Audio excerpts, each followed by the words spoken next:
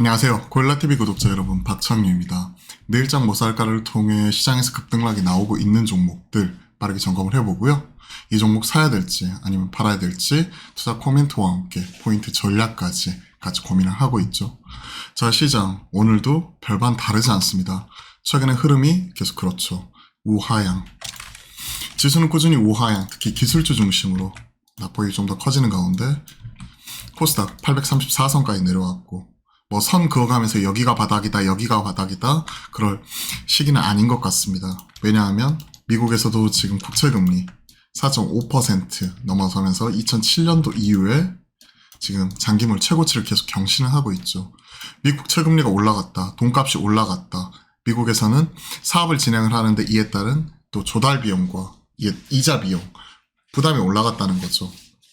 요구 수익률도 올라가는 부분이 있고, 그러면 그에 따른 이제 기술적 성장주 조정 이런 부분이 불가피하게 크게 오는 게 우리가 그동안 증시 경험을 통해 확인할 수 있었던 부분이 있고, 미국에서 돈 벌기 어렵잖아요, 기업들이.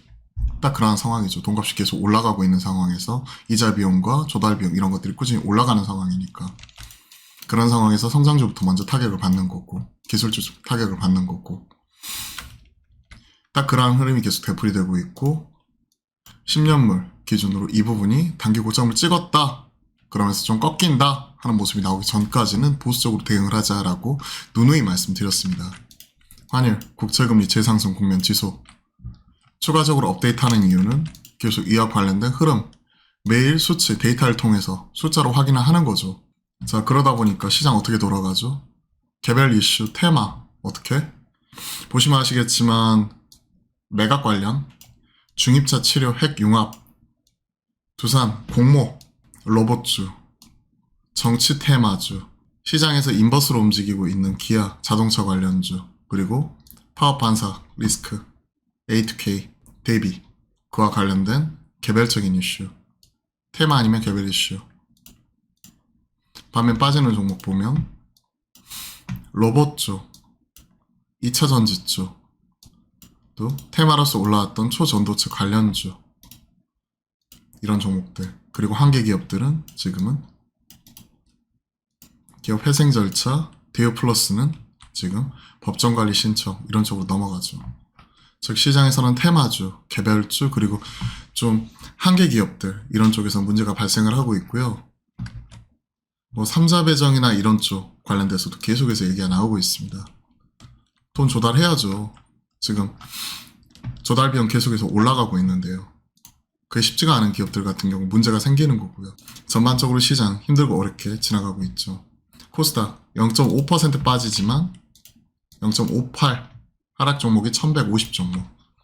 보시면 에코프로 그룹주, 포스코 그룹주 빨간불이 나옴에도 불구하고 이렇게 빠진다는 얘기는 사실은 이쪽으로 일부 개인 투자자들의 자금 쏠림 제외하고는 지금 대다수 종목들이 지금 거의 다 빠진다고 보는 거예요.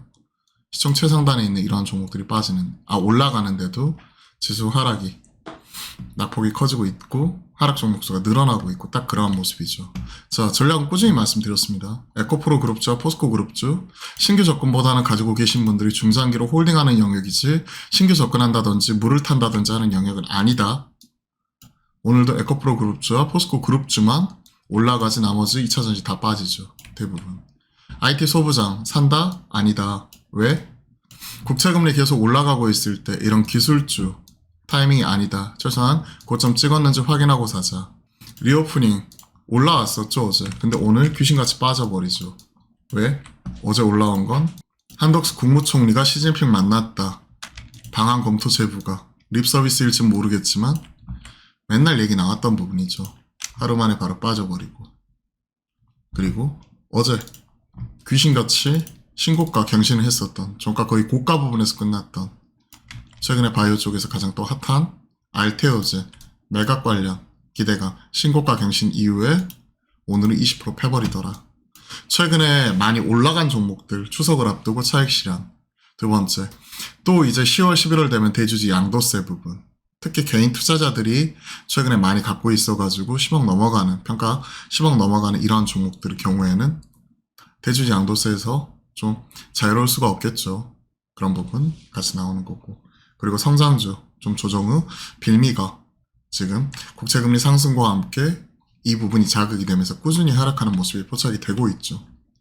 이런 것도 우리가 체크를 해보면 많이 올라간 종목들이 뭐가 안 좋아져가지고 빠진다기보다는 많이 오른됐다는 차익 실현과 특히 알테오젠의 경우에는 코스닥 150 종목으로 또 공매도 이런 부분이 오늘 같이 나왔고 이와 관련 지어가지고 제가 주식 콜센터에서 관련 내용 체크를 했으니까 한번 같이 한번 보시면 좋을 것 같습니다. 따로 올려드렸어요. 제가 기존에는 항상 여기 정리를 했죠. 하나하나 정리를 했는데 차라리 이 시간에 종목 하나라도 더 봐드리고 그에 따른 코멘트와 포인트 이런 부분 말씀드리는 게 나을 것 같아서 하나하나 정리를 안 하거든요. 근데 댓글을 통해 가지고 이거 자막을 이렇게 붙여달라고 말씀하신 분 계시더라고요. 그런 부분도 계속 고려해 나가도록 하겠습니다. 아무래도 이런 시황의 특성상 적시성이 되게 중요하고 그때그때마다 이제 자막을 바로바로 붙이기보다는 컨텐츠 하나라도 더 이렇게 올려드리는 데 집중을 하고 있는데 뭔가 필요한 방향으로 그런 것들 좀 개선해 나갈 수 있는 거 계속해서 고려하면서 개선해 나가도록 하겠습니다. 자, 경기 방어주가 올라와요. 농심, 오리온, 삼양식품 3대장입니다. CJ 제재는 좀 무거워요, 이쪽은. 농심, 삼양식품 얼마 전에 이제 수출 데이터 이런 부분을 좀 체크를 했거든요. 8월 수출 데이터 체크를 했더니 이 부분이 역대 최고 찍었던 월별 매출이 이게 올해 6월 달이에요. 올해 6월 달. 근데 8월 달에도 거의 비슷하게 나왔고요. 구체적인 수치 이런 부분을 좀 체크를 하면서 말씀드리면 일전에 제가 한경 나가서도 이와 관련된 내용들 좀 체크한 적도 있거든요. 구체적인 거는 8월 달 라멘 수출 데이터가 8,568만 불로 전년비 41% 성장을 했습니다. 8,500만 불대. 6월 달 역대 최대 월별 수출 금액이 8,900만 불대인데 비슷하게 나왔고 의미 있는 게 3분기 비수기. 인데도 불구하고 이렇게 나왔다는 거. 그리고 9월 1일부터 10월까지 라멘 수출 데이터가 2,521만 불. 그러면 약 8천만 불 초반대 페이스가 나오고 있기 때문에 비수기에도 수출 호조가 꾸준히 지속이 되고 있다는 거죠. 그리고 이쪽은 고환율에 대한 수혜. 그리고 판가와 원가 스프레드 벌어진 데 따른 수익 이런 쪽도 그대로 가져올 수 있는 부분이고 올해 2분기부터. 그렇기 때문에 삼양식품이 실적 나오고 나서 그때 퀀텀 점프하면서 시장에서 재평가되었었죠. 그리고 나서 이게 완전히 꺾였냐?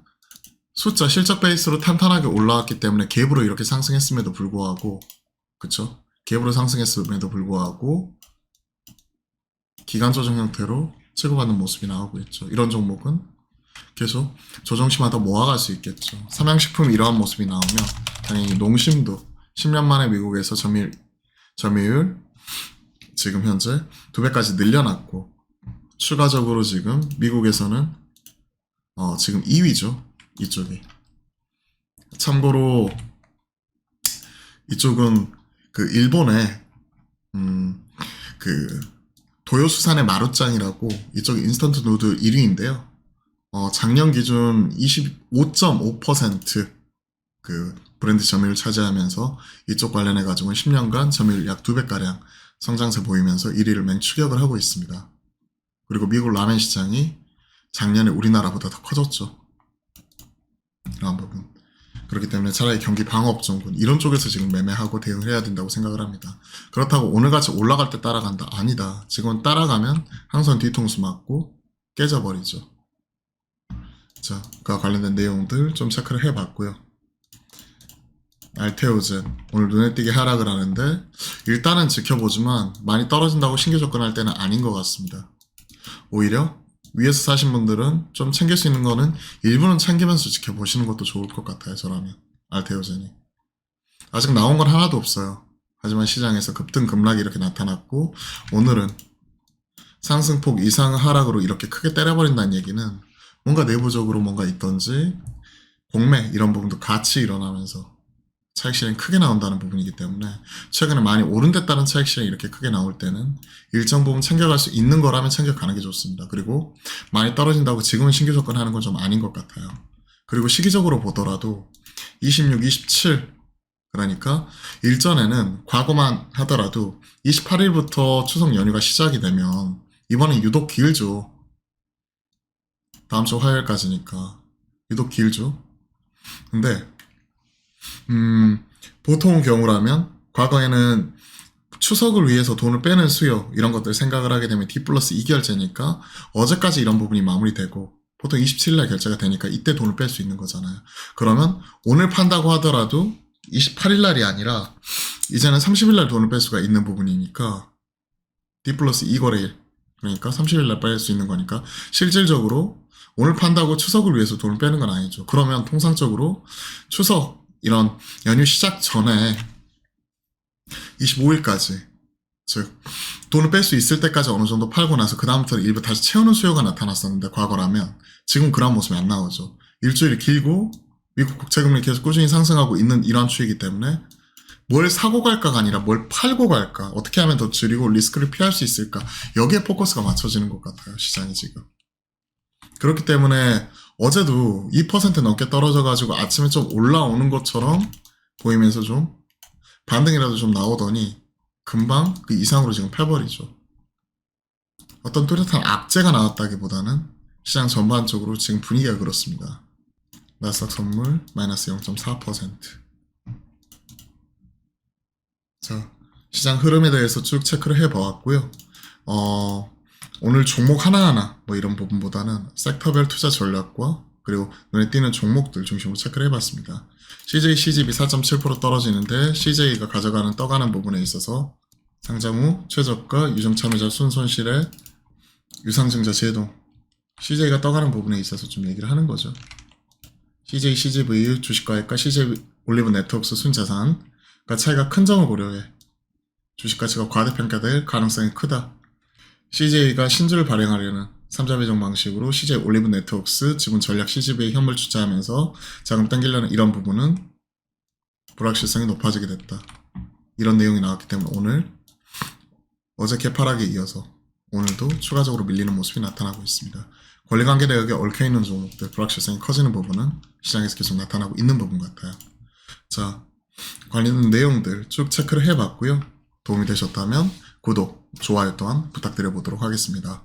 제가 매주 화요일과 목요일은 여러분들과 실시간 소통 방송인 화목한 소통을 매주 화요일과 목요일 오후 12시 30분부터 함께하고 있죠. 많은 참여 또한 부탁드리겠고요.